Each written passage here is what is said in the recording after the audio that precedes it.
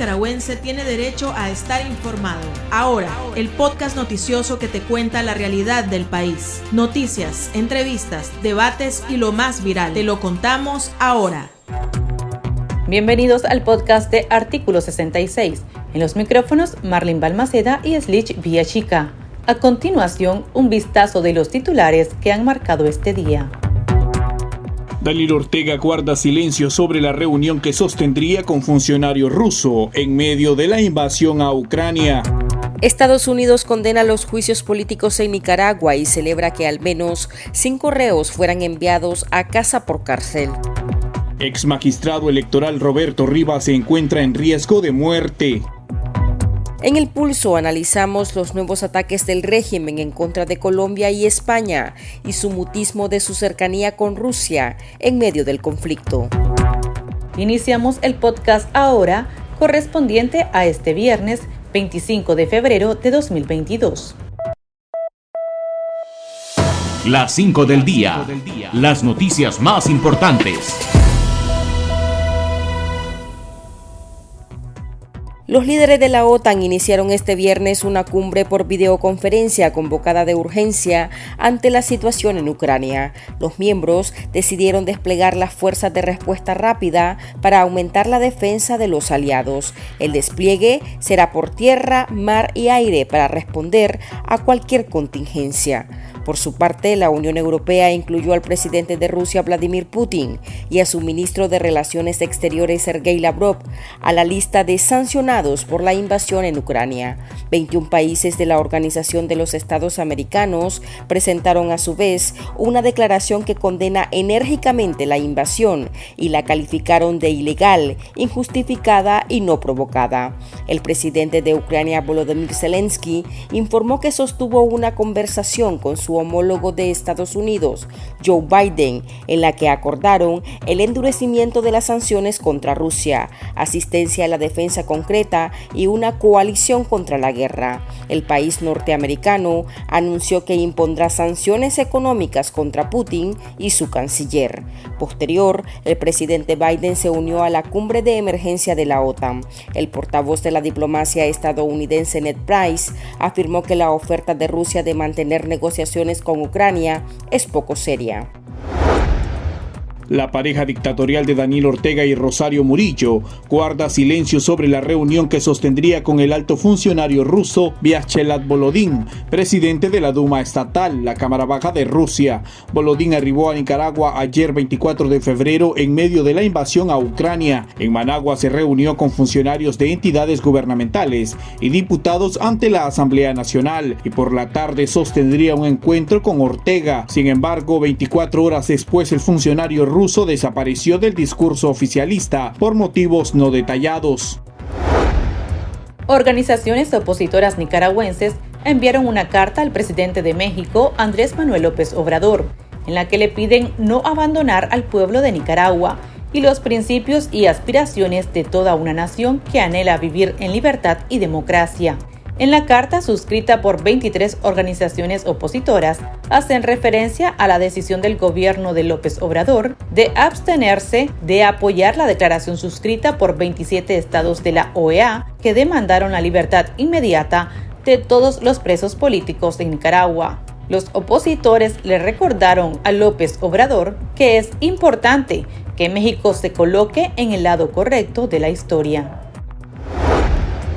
El embajador de Estados Unidos en Nicaragua, Kevin Sullivan, celebró que los presos políticos Edgar Parrales, Mauricio Díaz, Francisco Aguirre, Arturo Cruz y José Palé se encuentren al menos en sus casas bajo el cuidado de su familia, luego que el régimen les otorgara casa por cárcel debido al deterioro en su salud provocado por el encierro. El diplomático indicó que sin duda son pasos positivos no solo para ellos, sino también para todos. Asimismo, este viernes el secretario de Estado de Estados Unidos, Anthony Blinken, condenó los juicios políticos en Nicaragua. El funcionario de la Casa Blanca dijo que los jueces nicaragüenses condenaron a los candidatos presidenciales que Ortega y Murillo no quisieron enfrentar en las urnas. Ahora, junto con los periodistas, la sociedad civil y los activistas, están siendo condenados a años de prisión, encarcelados por un régimen que no respeta el Estado de Derecho ni los derechos humanos.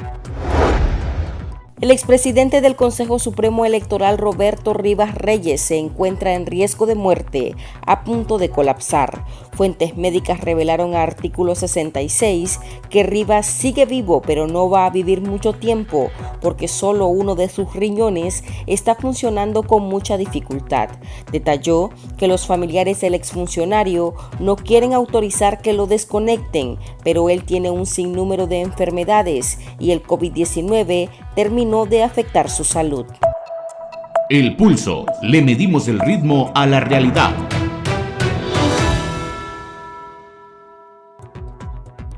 En medio de la invasión rusa en Ucrania, el régimen agudizó sus fricciones con Colombia y España. El régimen Ortega Murillo retiró las credenciales al embajador colombiano Alfredo Rangel Suárez, luego que ese país presentara una carta de protesta y mandara a llamar al diplomático porque Ortega le llamó a Colombia narcoestado.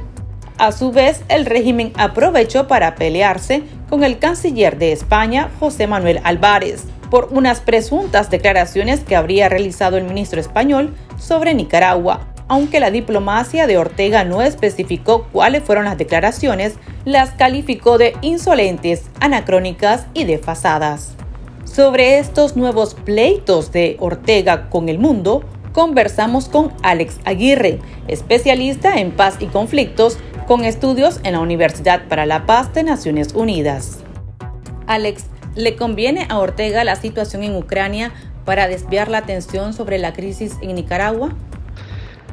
El régimen de Ortega y Murillo va a sacar ventaja y conveniencia de cualquier conflicto sociopolítico que ayude a que el tema de Nicaragua salga de las agendas de la comunidad internacional.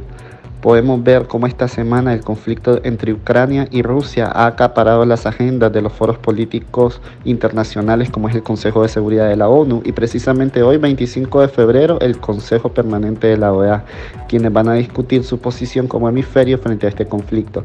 Esto viene a relegar la agenda que hay ya puesta en el hemisferio y en los foros políticos sobre la crisis de Nicaragua y de alguna manera le da un respiro al régimen frente al avance de las sanciones y los diferentes procesos de investigación y de sanción a nivel internacional.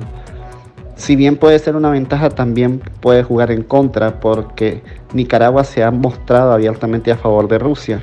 Y en cualquier foro político donde se considera la situación del conflicto entre Ucrania y Rusia van a salir a relucir sus aliados, como es Venezuela, Cuba y Nicaragua. Y definitivamente los aliados en Latinoamérica van a tener consecuencias por estar apoyando una intervención armada de Rusia con Ucrania. ¿Estos desacuerdos de última hora con Colombia y España podría ser parte de esta estrategia de cortina de humo? Hay que estar claros de una cosa, y es que todo conflicto artificialmente creado por los aliados de Rusia en América, que son Cuba, Nicaragua, Venezuela y hasta cierto punto Bolivia, tienen un objetivo único y responden a una estrategia de Rusia en esta región.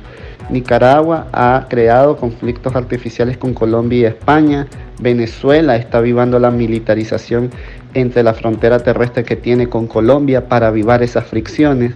Y esto lo que busca es llevar un ambiente tenso a los foros políticos hemisféricos como es el Consejo Permanente de la OEA. Rusia va a utilizar sus fichas en América Latina para filibustear y atrasar el proceso que pueda haber en estos foros para generar una posición común y consensuada de América frente al conflicto en Europa. Rusia ha comprometido por medio de redes clientelares y dádivas en forma de cooperación no reembolsable con dudosa fiscalización a sus países fichas en Latinoamérica. Y esos países tienen que pagar de alguna forma en materia de apoyo diplomático ese apoyo de Rusia. Tienen que apoyar cualquier posición de Rusia en foros internacionales como la Secretaría de Estados Iberoamericanos, como la Asamblea General de la ONU, una posible asamblea de la Organización de Estados Americanos. Y eso es precisamente lo que busca la estrategia, la legitimización de la invasión no justificada de Rusia en Ucrania por medio de sus aliados en Latinoamérica. Solamente acotar que la estrategia de Rusia en Latinoamérica consiste en utilizar países fichas como lo es Cuba, Nicaragua, Venezuela y hasta cierto punto Bolivia, en uno, el fraccionamiento y la creación de conflictos artificiales en lo diplomático, como ya lo hizo Nicaragua con España y Colombia al crear un conflicto innecesario. 2, en lo territorial, como lo está haciendo Venezuela, militarizando y aumentando sus efectivos militares en la frontera con Colombia, que de paso es coaliado de la OTAN. Y en algún momento Nicaragua también podría movilizar sus fuerzas navales violando el espacio marítimo de Colombia. Y 3, ralentizando cualquier iniciativa que se dé en el foro político hemisférico que tenemos, que es la OEA. Nicaragua, Venezuela, Cuba, Bolivia van a filibustear y atrasar cualquier proceso que busque crear una posición común de América frente al conflicto en Europa. El alto funcionario de la Duma Estatal de Rusia, la Cámara Baja, que vino a Nicaragua el día de ayer jueves, sostendría una reunión con Ortega. Sin embargo, Ortega y Murillo han guardado silencio sobre esta reunión que se supone se llevaría a cabo la tarde-noche de ayer. ¿Cómo se interpreta este silencio? Teniendo en cuenta que Ortega y Murillo siempre han anunciado estas reuniones con bombos. Sin duda, la visita del alto funcionario de la Duma Estatal de Rusia, o sea, de la Cámara Baja, y que llegó a Nicaragua el día de ayer, tiene un mensaje político muy fuerte. Rusia vino a afianzar sus relaciones con los países que le deberían de apoyar en Latinoamérica. Y digo que le deberían porque hay favores políticos y económicos que estos países han recibido y que es la hora de pagarlos en la forma de interpretar de Rusia. Nicaragua está en una posición difícil. El régimen no tiene la cantidad de armamento que puede tener una Venezuela y una Cuba. No puede servirle de hostigamiento a países coaliados de la OTAN como sí lo puede hacer Venezuela a través de la militarización de las fronteras con Colombia. Y Nicaragua está cada día más aislado. Asumo que el régimen está realizando los debidos cálculos. ¿Cuáles serían las implicaciones de que se muestren aún más abiertos a defender la posición de Rusia? Y si no la defienden también, ¿cuál sería la respuesta de Rusia ante esa evidente traición o omisión de un compromiso político de una relación que tiene larga data? Posiblemente también Rusia vino a pedir que se amplíen las estaciones de monitoreo tecnológico y de fiscalización de los espacios que Rusia tiene instalados en Nicaragua, como son los satélites y las agencias de comunicación que están instaladas en el país y que ha sido demostrado por los medios de comunicación y el periodismo de investigación. Y Ortega aún no ha dado una respuesta frente a este evento que sin duda fue una medición de costillas de parte de sus socios al otro lado del mundo.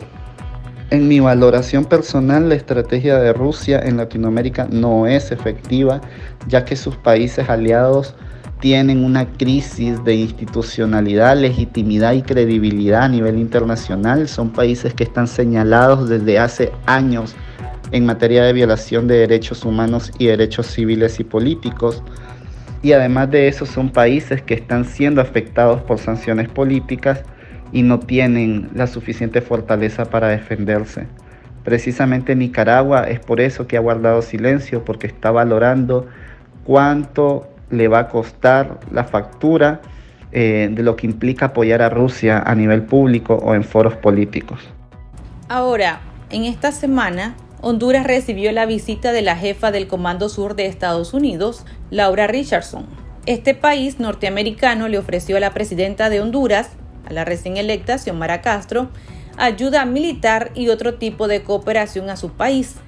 ¿Cuál podría ser el mensaje o estrategia de Estados Unidos con esta presencia en el país vecino?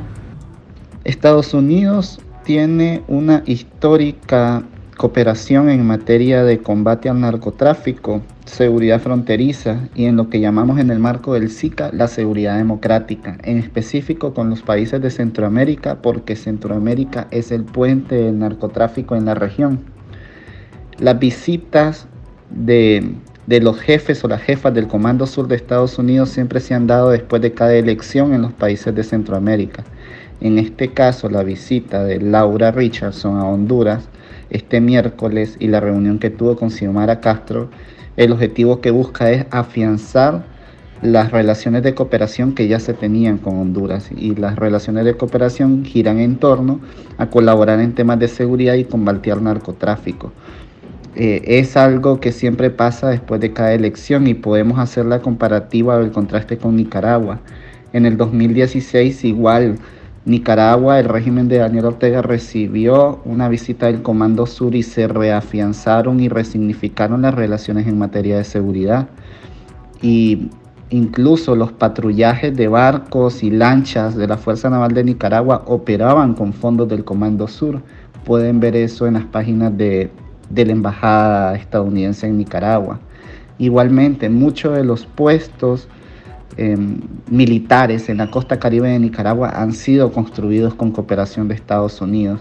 Entonces es la forma como Estados Unidos aporta a los sistemas de seguridad de los países de Centroamérica para detener el avance del narcotráfico, que al final afecta de sobremanera al norte global y en específico a Estados Unidos. El gobierno de Xiomara Castro debe de aprovechar estos nuevos aires de frescura y estas esperanzas que tiene la región y Estados Unidos en que su gobierno mejore en la institucionalidad y detenga el avance del narcotráfico a través del fortalecimiento de su seguridad nacional. Sin duda, la búsqueda del Comando Sur es aportar, uno, a que se mejore la estrategia de seguridad que pueda tener el gobierno de Xiomara Castro a través de sus fuerzas armadas y su Policía Nacional, y dos, de aportar a la mejora, reactivación, renovación en materia tecnológica de activos del ejército y en específico de las fuerzas navales, que son al final los que están frente a la lucha contra el narcotráfico en las sendas de tráfico que hay en el mar. Resulta una oportunidad para poder mejorar las relaciones políticas que se tienen con Estados Unidos frente a un gobierno que es tildado de izquierda también. ¿Podríamos descartar un mensaje político para Nicaragua en esta situación? El gobierno de Xiomara Castro en Honduras dejó claro que va a cooperar en materia de seguridad y lucha contra el narcotráfico con el Comando Sur de Estados Unidos. Las relaciones de cooperación, diplomacia y seguridad se están viendo fortalecidas entre estos dos países. Si bien esto no es un mensaje directo a la dictadura, sí nos hace pensar que Honduras va a tener que repensar y armonizar sus decisiones en foros políticos como la OEA a la hora de pronunciarse en temas sobre la crisis en Nicaragua. Para Honduras va a ser más beneficioso mantener sus relaciones de cooperación y de fortaleza en materia diplomática con Estados Unidos que apoyar a un país como Nicaragua que simplemente no le aporta nada a su seguridad y a su política interna de gobernabilidad. Eso es un mensaje a la dictadura para decirle que un eventual aliado esté estrechando sus relaciones con Estados Unidos y esto de alguna forma no le beneficiaría en el espacio internacional. Muchas gracias, Alex, muy amable. Para estar al tanto del acontecer nacional y conocer las voces calificadas sobre la realidad nacional, ahora el podcast informativo sobre Nicaragua.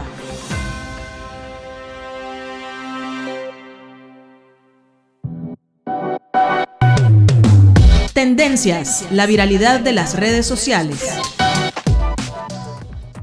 Un joven ribense de nombre Martín Chavarría, de 28 años, falleció de hemorragia provocada por la extracción de las muelas de juicio. Según sus familiares, relatan que el 19 de febrero, Chavarría llegó a una clínica privada del departamento de Rivas, donde fue atendido por la doctora Cristabel Dávila. La extracción de las cordales duró al menos 40 minutos cuando la odontóloga maxilofacial les dijo que debían comprarle ciertos medicamentos al joven para tratar su sangrado masivo.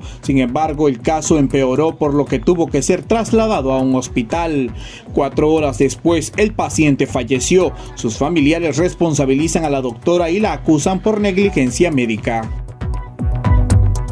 Aquí termina el episodio de ahora de Artículo 66. Continúe informándose a través de nuestro sitio web www.articulo66.com. Síganos en nuestras redes sociales.